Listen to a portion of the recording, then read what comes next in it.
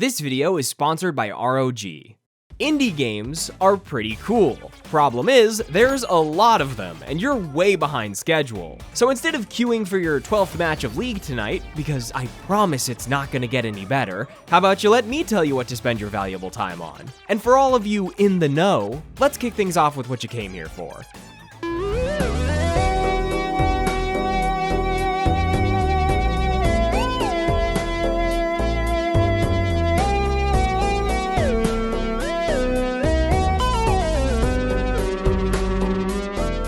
Ah yes, Balatro, the indie darling that took the roguelike world by storm by looking at regular poker and saying, this doesn't adequately obliterate the pleasure centers of our monkey brains. It needs more. For the uninitiated, Balatro is a poker-inspired roguelike. Sounds a bit strange at first, but I promise you it is absolutely phenomenal. In each round, you're put up against a blind that requires you to earn a certain number of points by playing a hand of up to 5 cards. Cards are worth a certain amount of chips based on their rank, and fishing for stronger hands like flushes will give you more chips and multipliers right off the bat. However, you won't make it further than the first blind or two without stacking your deck.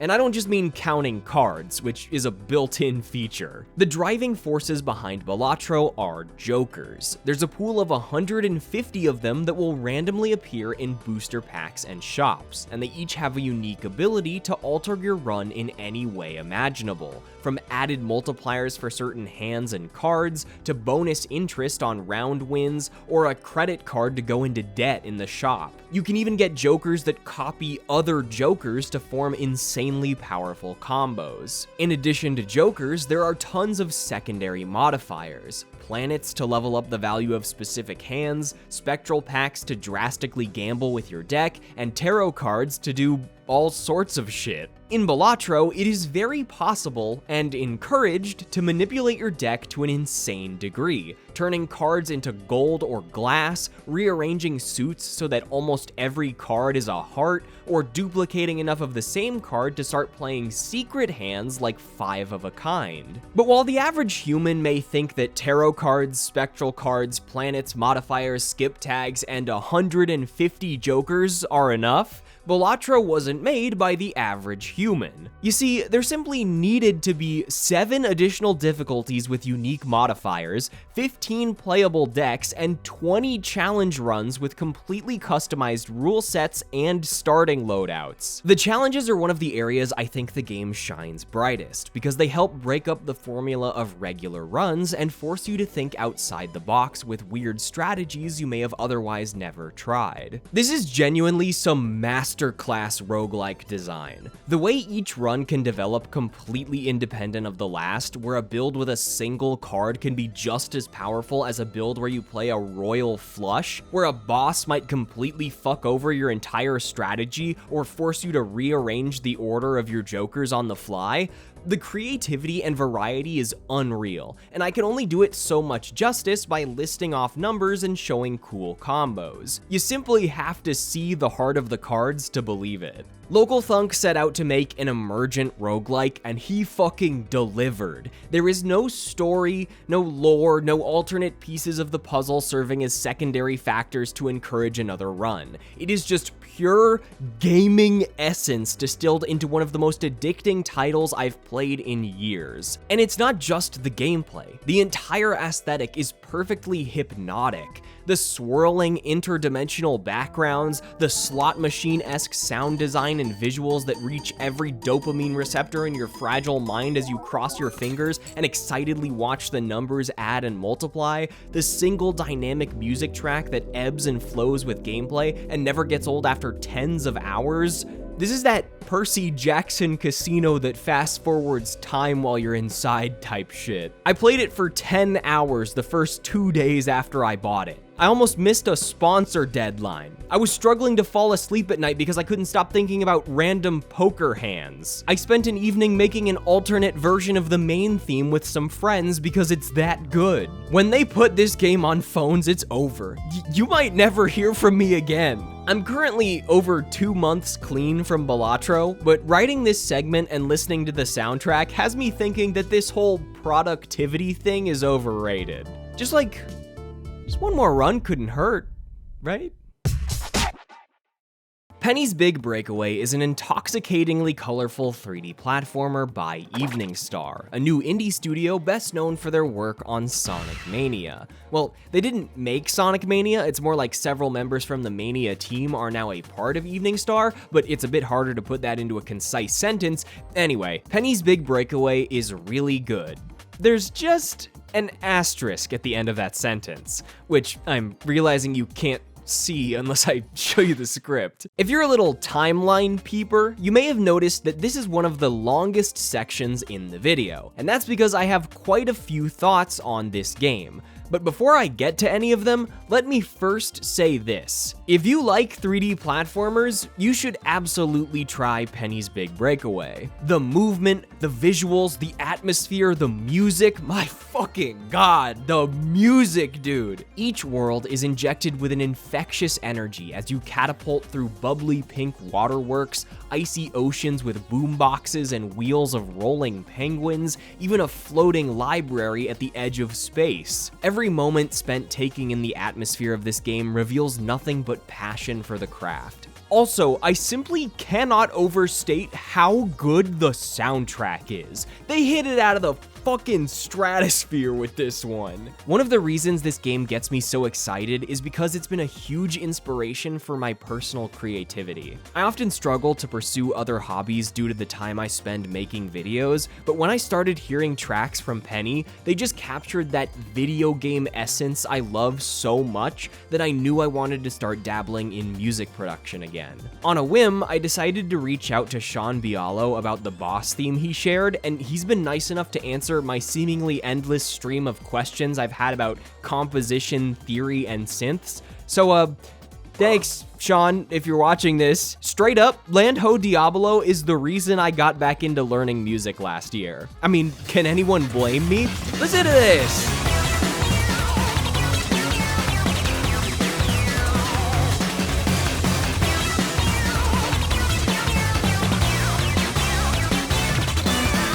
As you might have already noticed from looking at some gameplay, Penny's movement is the most unique part of the experience. This is not your usual 3D platformer where you run and jump, and it's clear some players did not vibe with that. Hell, if I had only played a few levels, I also would have been upset about how slowly she accelerates when running. But if you make it past the unorthodox learning curve, you realize that feet are nothing compared to the almighty power of a yo-yo. Unless you're picking up a secret collectible in a back room, there's little need to be on foot. The best way to get moving is to throw the yo-yo in front of you, pull yourself into a dash, then either hop on top of it to roll like a big wheel or swing around in midair. This moveset might sound simplistic, but the amount of precision it demands if you want to reach the highest speeds and do the sickest skips is insane, because you can drastically change the speed at which you'll roll on the yo-yo or come flying out of the swing based on how fast you're falling combined with the exact moment of release. The game's worlds are then cleverly designed to facilitate this unique movement.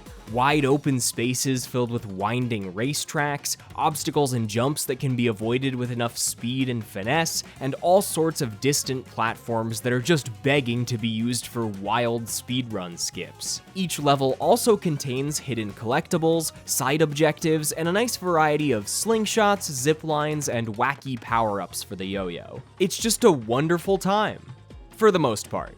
Alright, so the asterisk in the room. What's the holdup? How did this game go from highly anticipated after multiple Nintendo Directs to receiving very little attention on release? Well, there's a few reasons. Making a 3D platformer of this scale as an indie team is already quite the endeavor, and there are a few places where things get a bit awkward. I hate to compare Evening Star's debut title to Nintendo, but since there isn't exactly a wealth of outstanding 3D platformers, having a game fall a bit short in this genre definitely contributed to the underwhelming reception. Also, bugs were a significant issue on launch, and while I believe they've been mostly fixed in patches since I played the game, not being able to have full trust in the physics of a 3D platformer definitely muddied the experience for some players, and I ran into awkward collision and slippery physics in my own playthrough. Alright, on to the main issues. While the first one isn't a problem in and of itself, Penny's Big Breakaway has an entirely fixed camera, with the right stick programmed to throw the yo-yo in any direction. While it doesn't take too long to get used to, this camera does make depth perception and tight platforming segments tricky when you have to angle a series of diagonal dashes or actively change directions while moving straight to compensate for a panning camera. This can also make speedrunning quite frustrating because from the very first level, there are multiple segments where you need to actively fight against a mandatory camera move and make a completely blind off-screen jump. It took me over an hour to learn this route, and the overall skill ceiling just feels a bit too rich for my taste. Also, while it's charming the first couple times, it gets really grating to perform a QTE dance sequence at the end of every single level. This next one is purely personal experience, but I like to play games blind, and I was unable to figure out how to hold a combo for an entire level. If you just want to enjoy the game casually, you don't even need to bother with this, but I couldn't find an intuitive way to interact with level mechanics like levers, torches, and pickups without landing on the ground and dropping combo, especially with how awkward hitboxes can feel. To further this point, the combo system itself just doesn't feel worth engaging with. Instead of a game like Pizza Tower, where a high combo requires interacting with various items and enemies throughout the level, Penny's is more of a trick system, but it's really tight. If you want to combo through a level, you have to never let your feet touch the ground outside of a spin and move around more awkwardly than you might be used to. Both the timer and combo meter being constantly displayed on screen even while playing casually and searching for collectibles gives the experience a lack of cohesion, unsure of whether it wants to be a collectathon, a speed game, or something in between. These elements then give off the subtle feeling that you're doing things wrong, or that you should be going faster. Sometimes Penny feels like it wants to be a speed game, but I wish there were more things to incentivize that, a la Pizza Tower or Neon White. And finally, boss fights are just not great. Many bosses have objects you have to hit with the yo-yo, and when paired with lackluster lock-on and hitboxes, doing things like smashing pillars in the judge fight or figuring out the magnet range for the robot didn't feel nearly as seamless as they should have. To close this one out, I know that spending a large chunk of time being negative may make Penny seem lackluster through the lens of a recommendation, but every game is so different that game good often isn't the only idea I want to discuss. As I've mentioned in previous videos, the time I spend analyzing my hangups often far outweighs their impact on the overall experience. When a game makes it into one of these compilations, it means I truly believe it's worth your time, and I always want my critiques to come from a place of care. At the end of the day, Penny's Big Breakaway still really gets it. When you get in the zone and launch yourself across a level with goofy yo-yo tricks, backed by one of the most infectiously playful soundtracks in recent memory, it really does feel like you're playing some cult classic platformer. Good 3D platformers are rare, even rarer in the indie space, and if this is the level Evening Star can reach with their debut title, then I'm very excited to see what they cook up next. Hey, you're not the next indie game. True, but I am here to interrupt you. So many games, so little time. Socrates. Gamers, I hear your pleas. How am I supposed to play so many awesome PC games without a sweet handheld console I can take anywhere? Well, hold on to your wallets because the ROG Ally X is hurtling towards you. Uh-oh. With the Ally X, you can even get a bit of exercise in by walking 3 feet from your desk to the couch for the nightly gaming sesh. What, am I supposed to pretend you people go outside? This baby's a little Windows 11 machine, which means you can have so much more on deck than just your Steam library. There's Game Pass, GOG, itch.io, and if you don't know what an indie game is, don't worry, you can just play Fortnite on it. And don't get me started on the specs on this bad boy. I'm talking 24 gigabytes of LPDL line LP DDR5X 7500 megahertz dual channel RAM. It makes the games run good. And you already know I'm talking extended battery life and a terabyte of SSD storage, so you never have to uninstall Balatro. Isn't that right? It's not an addiction. I can stop whenever I want. Also, Balatro's only like 60 megabytes. Okay, buddy. So if you want to check out the Ally X for yourself, go to rog.gg/yakkocmn or click the link in the description. Wait, I can play Guilty Gear on this thing? Oh God. Back in 2021, I made a video about Going Under, a delightfully satirical roguelike about exploring the dungeons of failed tech startups. Despite releasing to positive reviews, the game ended up, well, I'm not gonna say the pun, but you can probably figure it out. It earned the underrated moniker from so many reviewers, myself included, that it became something of a joke within the community. The team at AgroCrab then spent the next few years carefully crafting their next title, a fresh, colorful spin on the Souls-like genre starring a little crab in a trash-filled ocean. To no one's surprise, or at least not to me because I've been rooting for these guys from day one, it was a smash hit. Slept on no more. They put caffeine in this one.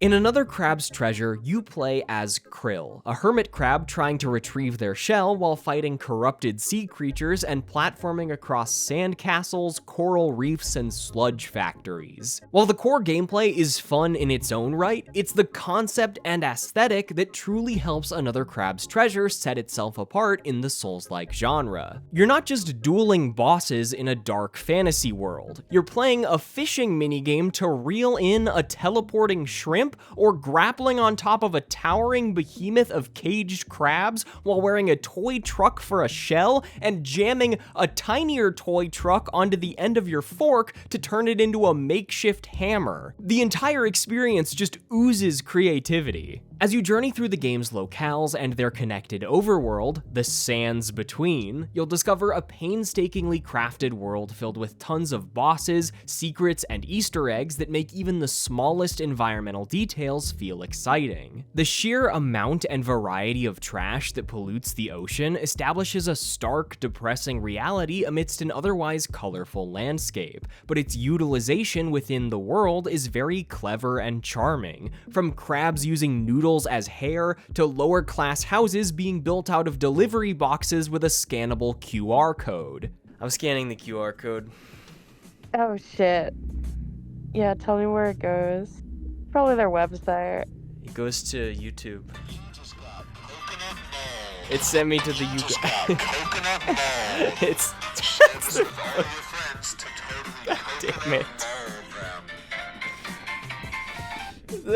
That's fucked up, dude. I can't believe they coconut mauled me. Now, when it comes to combat, I'm no Souls-like expert. My credentials are beating Elden Ring and beating an insanely difficult Elden Ring co-op mod for an Iron Pineapple video. But I feel like this game just nails it. In addition to traditional parries and dodge rolls, the core mechanic of Another Crab's Treasure centers around picking up various pieces of trash to use as temporary shells, and it's so genius. It's the perfect blend of strategy, goofy skills, and frenzied panic, inspired by the weapon break systems in Breath of the Wild and Going Under. Instead of being able to hoard the best shells, you just have to use them. Grab one for a skill, pop a couple parries, shatter it by blocking one too many hits, and then scurry around the battlefield like a hermit crab in need of a shell to quickly find a new one before you get clobbered. The shells being disposable comes full circle to sell that polluted ocean vibe, since most of them are just trash. Soda cans, tennis balls, light bulbs, even a copy of a super underrated game. You can also roll in certain shells like a ball and gain speed down inclines, and I mean, Come on, that's too fun. To be honest, other than the camera having a little too much fun sometimes, my only critiques are more of a wish list of balance changes made specifically for me. I found my shells breaking way less often in the late game than I'd have liked, especially as I unlocked abilities that let them regenerate their health or respawn after they broke, which led to me losing out on that frantic feeling that carries the early hours of combat. I also just wish the game was harder in general, but that's more of a byproduct of being a shut-in and figuring out that Wave Breaker into uninterruptible Giga Fucker Punch does quite a bit of damage. But in case you're new to this type of combat, Aggro Crab has you covered with a wide range of assist options that make Another Crab's Treasure one of the most accessible and customizable Souls-likes out there. They also put a gun in the game. This was Miyazaki's vision. Every time I play a game like Another Crab's Treasure, I am re-surprised by how much a small team can accomplish. I'm obviously biased with how much I loved Going Under, but just because a studio makes a good game doesn't mean they'll definitely succeed in a completely new genre. But if anything, Another Crab's Treasure proves that Aggro Crab gets it, because they fucking did it again! They made a colorful 3D platformer Souls-like with some of the funniest writing I've ever seen in a video game, while also telling a heartfelt little story about ocean pollution, housing markets, isolation, inequality, crabitalism, you name it. This is the shortest section of the video because there's really not much else to say other than game good. I am so happy to see this endeavor pay off for Aggro Crab. Not like I actually worked on the game, mind you. I say this as more of an estranged relative than anything. Back in 2021, the devs were kind enough to send me a review code, answer some of my questions for a video, and not hate my guts after I got mad at them in my stream because I didn't believe they were actually the developers of the game I was playing. The guilt still stings a little. If anyone at Aggro Crab is watching this, good shit, fellas! What the fuck? When looking at its mechanics and map design alone, Unsighted is an incredibly solid action RPG. It's got all the essentials: cool weapons, high-speed combat, puzzle dungeons, and a bunch of unique movement abilities and alternate paths that turn it into a wildly non-linear experience. But if it was just a solid action RPG, there wouldn't be much else to say. What made Unsighted interesting enough in italic text to earn a spot in this video 3 years after its initial release? What's the mechanic that caused some players to turn away from the experience entirely? Well, it's time.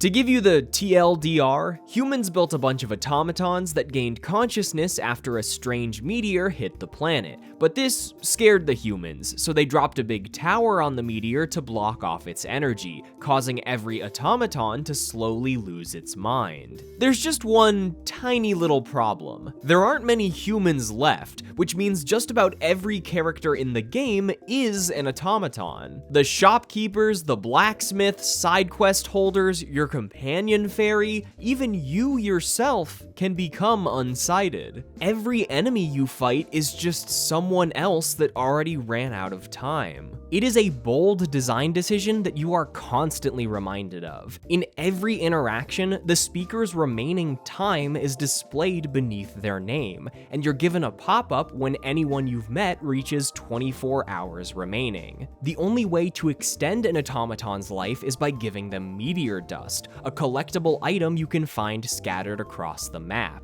This creates an almost paradoxically positive spin on exploration. At first, you might think that a time limit would make you want to rush for the final boss, but in my experience, it was the exact opposite. I explored far more than I usually do in this type of game because it rewarded me with the very substance I needed to keep people alive, as well as materials that would make me stronger and faster. Meteor dust is also a requirement to craft additional health syringes, which adds an interesting extra use to make it feel even scarcer. There's a wonderful flow state to the entire game thanks to its incredibly open and interconnected map, such that you might get lost in a dungeon and then stumble upon a path back into an area you've already been to. So you use the new ability you recently found to re-explore for a while before seeing a pop-up like, oh fuck, grandma's about to die, better go give her meds. So you head back to town, do some shit, go back into the dungeon, rinse and repeat until you've beaten the entire game in 3 days. Oops. In terms of a general gameplay overview, I really don't have much else to say other than, you should really play Unsighted. It's a lovely game that manages to incorporate a truly unique mechanic without over-relying on its novelty, and I think that's super important. There is a very smart Metroidvania meets 2D Zelda game here that makes for a great experience even without the time limits, so you should definitely give it a try if any of this sounded interesting. Also, one of the core unlockable movement options is a giant spinning top that can grind on rails and skip across water, and I feel like if my friends had told me about that alongside the timer mechanic, it may not have taken me 3 years to play this gem. Since its release in late 2023, Void Stranger has been one of the indies most frequently recommended to me, even though no one wanted to tell me anything about it. Despite being the game I spent the most time playing on this list, clocking in at a final time of 46 hours, which doesn't include the time I spent swirling puzzles around in my brain for a few weeks, it's the game I can say the least about. Why? Well, you know Outer Wilds, Tunic, games built around layers of discovery that fundamentally redefine how you interact with the world as you explore it multiple times? Void Stranger is one of those trust me and go in blind type games, but with a small caveat. You gotta really like block puzzles.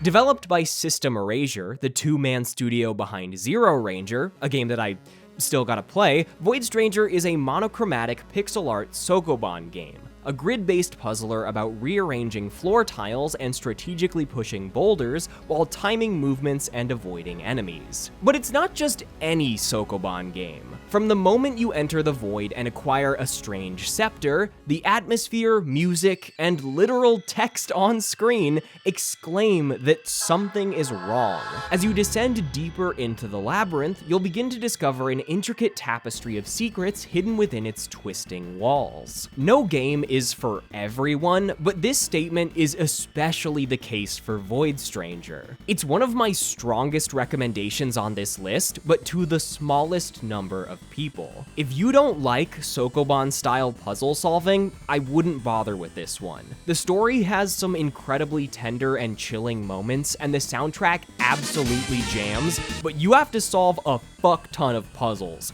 many of them more than once. Ignoring my time spent theory crafting outside of the game itself, I'd say like 70 to 80% of the experience was spent dealing with Sokoban puzzles. You'll eventually find new ways to fit the square block into the circle hole, but your ass is not getting out of picking up the blocks. Now, because I want to spoil as little as possible about Void Stranger, I'm gonna zoom out a little and talk about the feelings that made it so impactful. From Dragon's Plague in Dragon's Dogma 2 to, hey, would you look at that, the time limits in Unsighted, the concept of frictional game design is always a hot topic. There's a thinly veiled idea concerning good or bad design that often has its roots in minimizing frustration. But the more a game isn't designed around the player being the center of the universe, the more it does have elements that lead to intense feelings of frustration. That's where you can find the real shit. As the developer of Spelunky mentioned in a GDC talk, it leads to one of the most interesting ideas in gaming, the feeling that a world can exist without you. And that's exactly what makes Void Stranger so compelling. This is a game that will not hand you its secrets. It has no problem throwing an hour of your time out the window or stopping you dead in your tracks if you don't pay sufficient attention to your surroundings at all times. Some reviews call it unforgiving or unfair, but I see it as simply needing to meet Void Stranger where it's at, with where it's at being a couple miles above most other video games. Every failure is a lesson, and the lack of an undo button is a brutal yet poignant piece of ludonarrative design. You will need to count moves, pre-solve puzzles in your head, compile screenshots, and draw scribbles and theories all over a notebook until the game buries itself so deeply in your mind that you end up solving a puzzle by imagining the room layout 2 nights later. It's an archaeological dig, unearthing the secrets, mysteries, and languages of a strange dimension where nothing feels outside the realm of possibility. And cheating is all but encouraged so long as you don't fear the consequences of getting caught. Hell, maybe you'll even need to collaborate with a friend or two like I did, spending hours on end mulling over cryptic discoveries and cutscenes. The concept of retreading through hundreds of puzzles again and again may sound daunting, but the way every mechanic is repeatedly flipped on its head or split clean in half helps keep things interesting. Smoothing out all the rough edges would mean turning the game into something it's not, and it nails what it aims to do so well that it is easily one of the coolest indie games I've ever played. It is deeply inspiring, and I hope that I can one day contribute to a project that delivers even a fraction of the impact Void Stranger has had on those who've seen it through to the end. Thank you to everyone who passionately recommended this game to me over the past few months. Seeing such an outpouring of support is honestly what got me to bite the bullet and dive in. And to everyone at System Erasure, I can hear you. Have you ever wanted to play an MMO without having to play an MMO? Experience the equivalent of fourth-dimensional musical chairs and memorize a bunch of wacky mechanics with your friends without having to skip cutscenes and grind gear for hundreds of hours? The joke is that there's an indie game that is like that.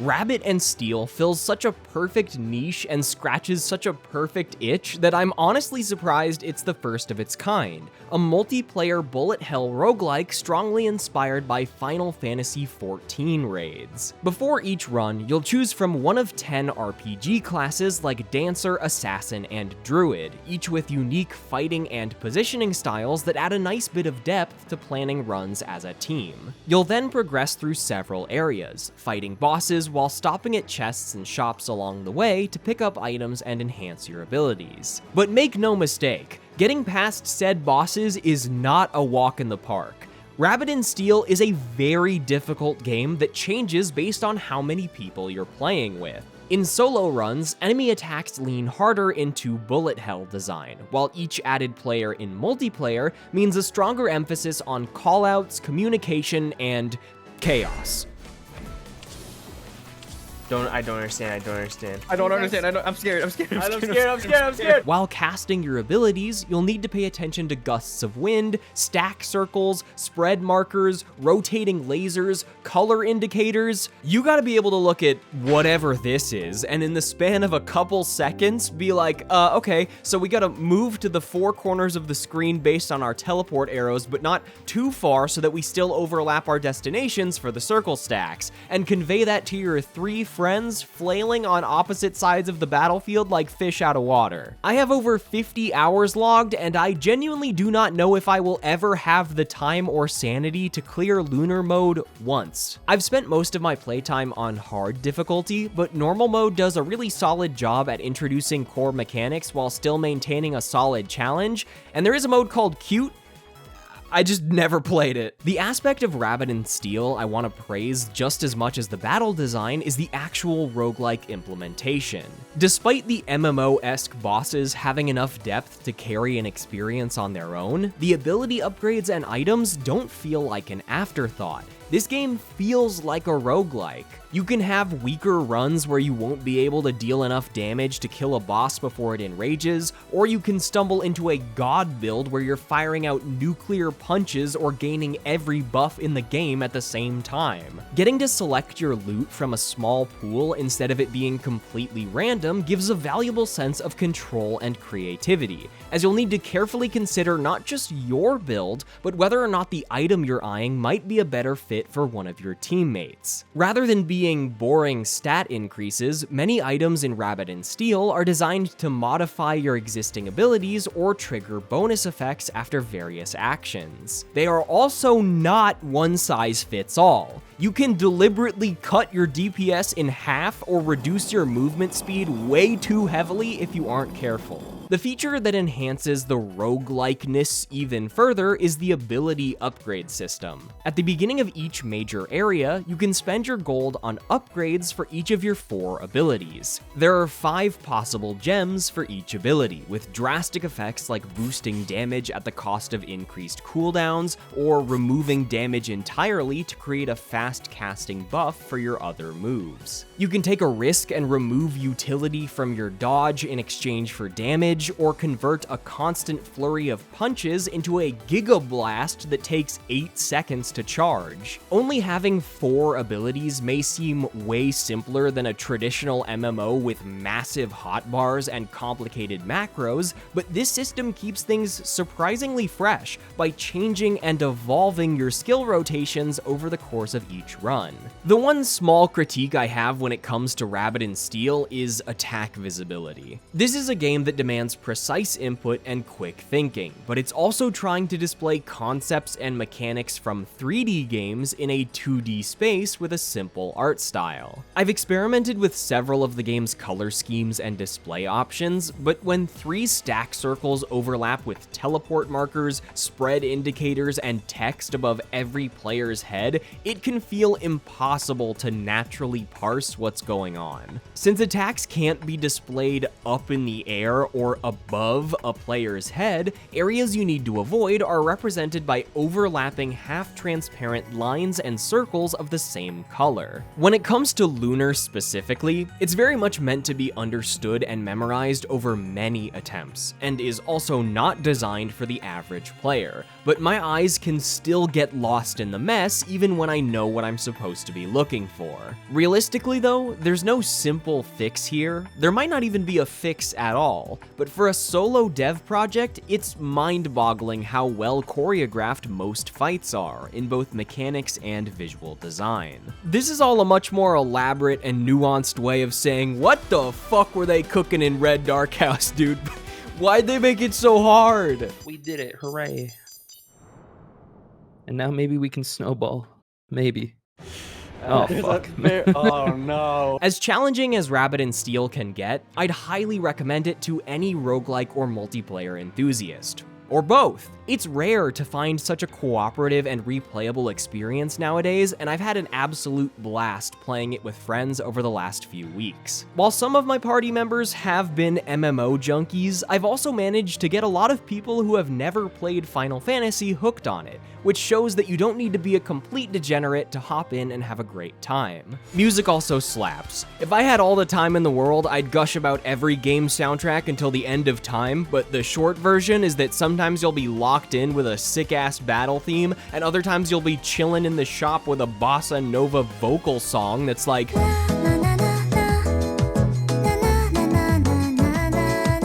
But then you start a fight and...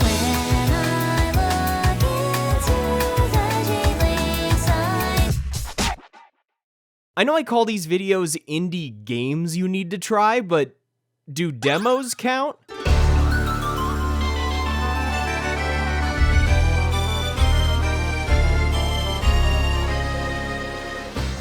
If you aren't familiar with The Big Catch, it's an upcoming 3D platformer that takes strong inspiration from old-school games of the Dreamcast and PS2 eras, complete with visual filters to simulate a retro look and composite TV displays. It also adds fishing and turns the fishing pole into a core movement mechanic. So needless to say, I backed it on Kickstarter as soon as I saw the reveal trailer, and the backer preview turned public demo was more than impressive enough to earn a recommendation. Since I'd like to save discussing this game's overall aesthetic for a full review, I thought it'd be interesting to go more in-depth on the platforming since it's a majority of what's on display. I mean, considering there's only one region, a few songs, and a single NPC, the Tacklebox isn't really a good representation of the full game's structure. What I will say at this point in time is that I am in love with every single piece of this game's design. The UI animations are exploding with personality, the sound design is snappy and satisfying, and the art direction is fucking magnificent. The colors, the textures, the hexagonal lens flares streaking across the sky as you stare at the sun. It's impossible for me not to have a stupid grin on my face every time I grab a little sandworm and ride through the desert with a jam blasting in the background. Anyway, let's talk about the gameplay. First off, the Tacklebox is unbelievably big for being a free demo. Like, there's enough variety, challenge, and collectible content that I would have been satisfied paying full price for this thing. I spent over 6 hours exploring, and I'm still missing over 100 of the 688 coins hidden across the desert. Once you leave the starting room, you're instructed to go find fish and coins, and that's about it. You can grab onto a sand shredder and tackle an array of Bowser's Fury style platforming challenges in any order you please, but there isn't any real framing or story. Despite this lack of structure, the exploration loop feels great on its own, and the amount of varied mechanics on display is incredibly exciting. To give you a brief rundown of the game's movement, the big catch is a momentum-based platformer built around running and jumping on walls while using your fishing pole to interact with various objects like grapples and slingshots. Due to the fact that most moves don't feel automatic, it's a bit more demanding than your average platformer. For example, the wall run takes into account both the speed and angle at which you approach it, so if you're plummeting towards the ground, you can't just cancel out gravity. This does lead to a slightly trickier initial learning curve, but once you internalize its design, holy fuck does it feel good.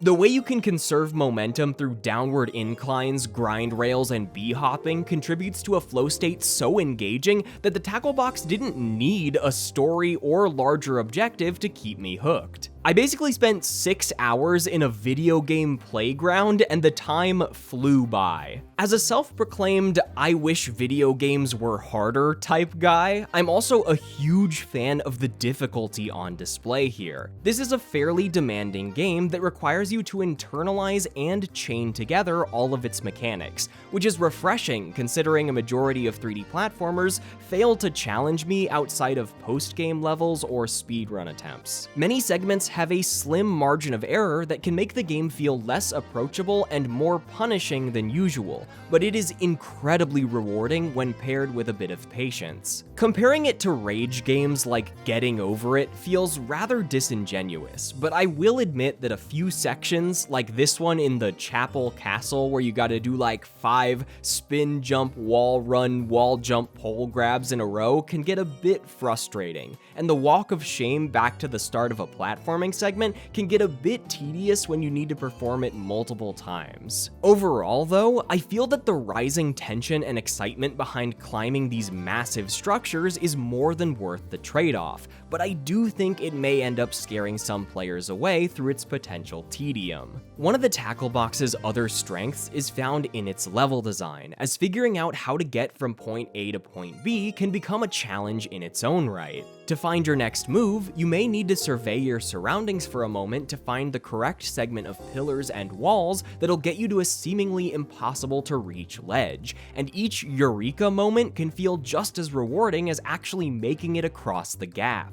Oh, and remember when I said you gotta catch fish? To get them out of the water, you'll need to yank them out with some bait. And once they are out of the water, well, turns out these little dudes are sick as fuck. Since these two-legged freaks can also perform most of your platforming actions, chasing after them turns into a clever game of parkour tag where you gotta surprise them around corners or chain together slide jumps to catch up. It's a hilariously fun mechanic. My only strong piece of feedback after playing the demo is that needing to input a crouch before the slide kick makes an important mechanic tricky to execute, and having to chain together 3 buttons for the slide jump is incredibly awkward. That's about it though, especially since they've patched a couple of my more minor complaints while I was working on this script. Long story short, the Tacklebox fucking rules. The developers at Filet Group have an incredibly strong vision that seeks to evoke the spirit of classic 3D platformers while carving a path that feels fresh and exciting. I hope I don't have to eat my own words here, but if the full game manages to maintain and expand upon the strong core shown in this demo, I can easily see the big catch becoming an all-timer. It's that good. Now I just have to wait for the full release. Hey, if the devs are watching, can I get like a review code? Like a year early? Thanks. Every time I make one of these indie videos, I usually pull some sort of saving the best for last maneuver. Whether it's the sheer scale of crosscode, the emotional storytelling of Pyre, or the mysteries of Tunic, I try to save the most memorable experience for the end. For this video, the choice was incredibly tough. Hell, maybe I'd say it's a tie with Void Stranger, but we're here at the last game for some reason. In the first compilation I ever made, my final game was Sayonara Wild Hearts by Samogo. And this time, it's Lorelei and the Laser Eyes by Samogo.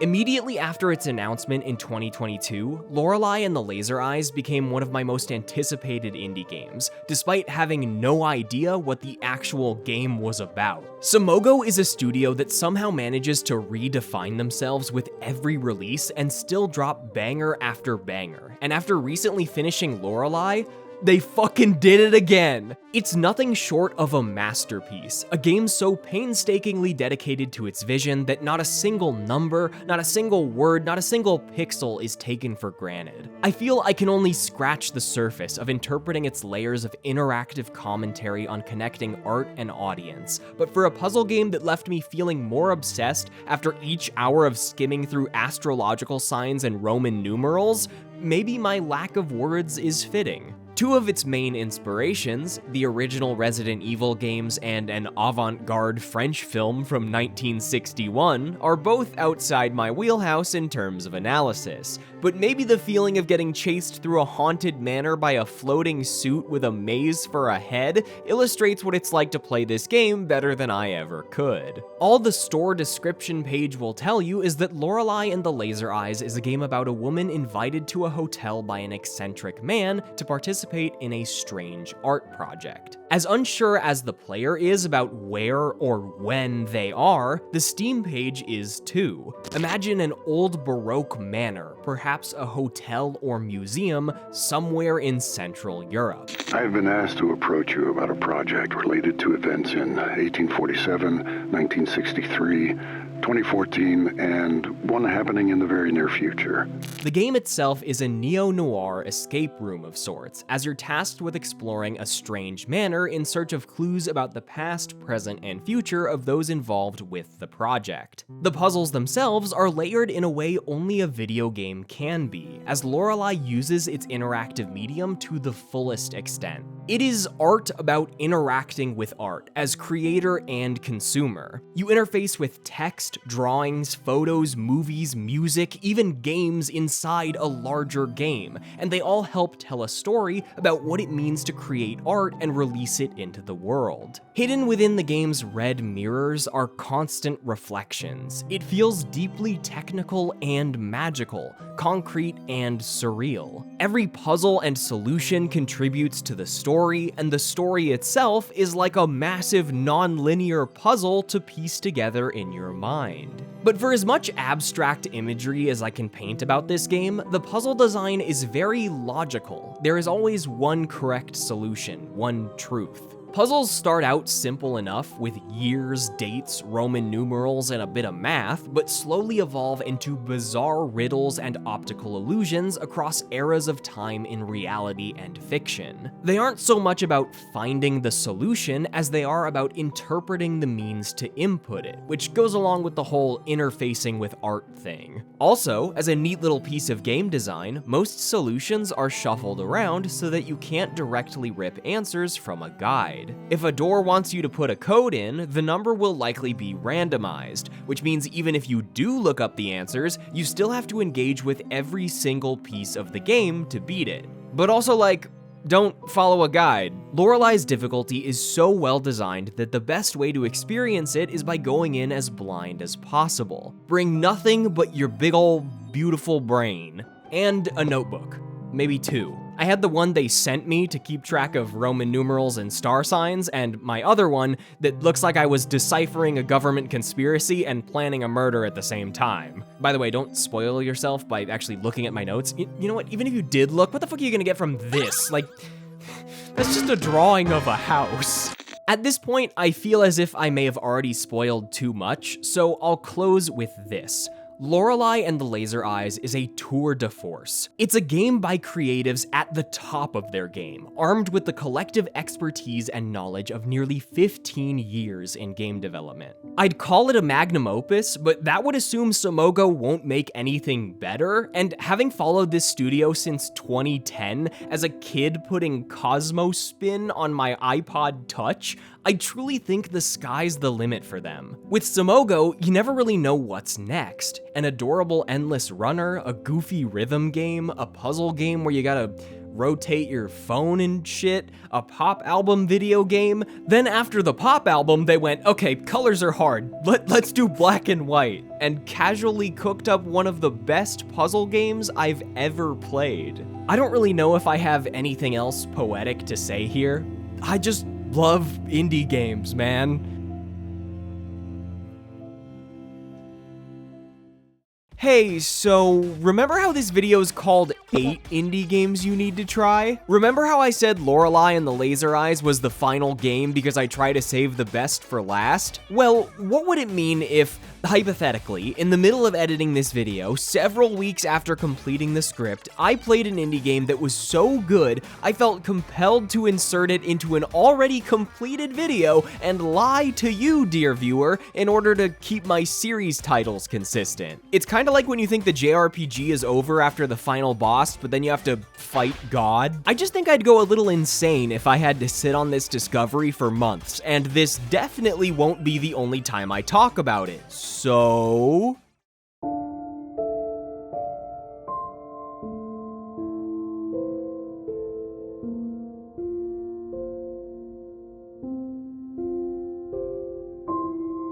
1000 Times Resist is one of the best narratives I've ever experienced in a video game. I was gonna say you should get a jump on it before all of your favorite video essayists start talking about it, but Jacob Geller beat me to the punch. This is an incredibly emotional experience from a small, passionate team with an unwavering vision. It's part gripping sci-fi adventure, part fierce political commentary, and part generational trauma, motherhood, Hong Kong protests, and so many other themes that I would struggle to fit them all in this recommendation. Considering one of the game's main ideas concerns what we take with us and what we leave behind, maybe that's fitting. Sorry, you won't fit in my backpack.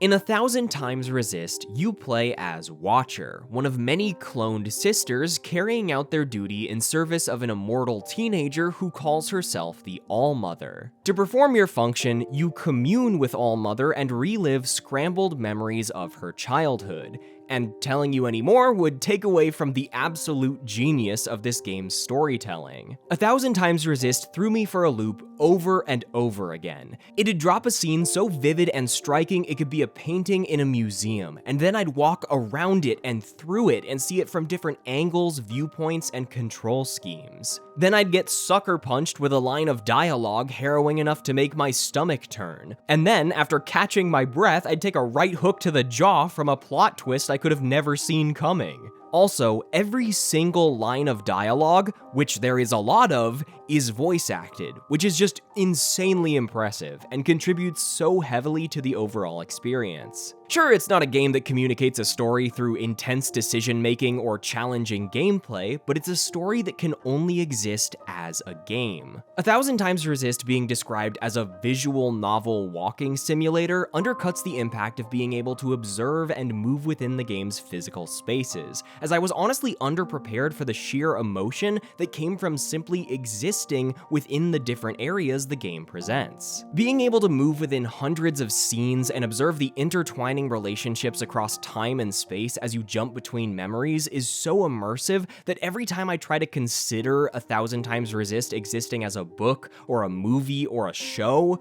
it just doesn't work. The way it incorporates the surreal dreaminess of memories into parallel non-linear narratives through inhabited perspectives, camera angles, senses of scale, even just objects shifting and disappearing as you turn around, it's this feeling that makes it a video game. It's also an extremely good video game with a so beautiful I dragged my ass back to the piano soundtrack, so I hope it continues to receive the attention it deserves. During the production of this video, I've just felt grateful. Lucky to not only get to play so many amazing games, but to be able to share them with an audience and interact with the people that make them. Void Stranger and Rabbit in Steel brought me and my friends together in ways I wish every game could. I got to play another game from Simogo, the creators of the Sayonara Wild Hearts, the game that sparked my first compilation and now serves as the recording I reach for when I need to place footage over the phrase indie game. 3 years ago, I got to interview one of Aggro Crab's lead developers, and now I get to watch the immense success of Another Crab's Treasure right alongside the little krill plushie they sent me. I've received incredibly helpful music advice and encouragement from the composers of Penny's Big Breakaway and Picayune Dreams. So many of these games and studios live at the heart of my desire to create, and these videos have quickly become some of my favorites to write. The excitement of sharing cool stuff with the world is a frantic desire that pushes me through the weeks of doubt, frustration, and anxiety that accompany the creative process. Sometimes it feels weird to do this whole internet thing and be perceived by hundreds of thousands, but getting a comment or reply from an indie dev feels like collecting a piece of Exodia, and it is so exciting every time I'm given an opportunity to learn from these immensely talented people. I'm so happy that I can use my relatively small platform to curate amazing games in a world where there's too much media for any one man to consume, alongside algorithms that dictate almost everything we see. I mean, I guess an algorithm gave you this video, but when I say this series is time-consuming to make, I mean that far beyond just the part where I play the video games, but I hope it's reflected in the diverse lineups I'm able to create and the quality of my writing. As much as I adore making these videos, I've found that they're starting to take a bit more time and mental strain than I'd like, and they also require too much of an algorithm dice roll to be a frequently recurring series in their current state. Turns out, writing, revising, and editing 9 unique reviews takes a while, and I can only put Deep Rock in a thumbnail once. I'm far too stubborn to let this go entirely, but for my own sake, I think I need to slow down a bit and give myself room to experiment with new ideas on a smaller scale. Since this video ended up being nearly an hour long, let's call it a season finale. Thank you so much for watching all the way to the end. If you enjoy these videos and want to help support the channel, please consider tossing a couple bucks my way over on Patreon. Also, subscribe! I'm not saying consider subscribing though, this one's a demand. Go ahead, I'll wait.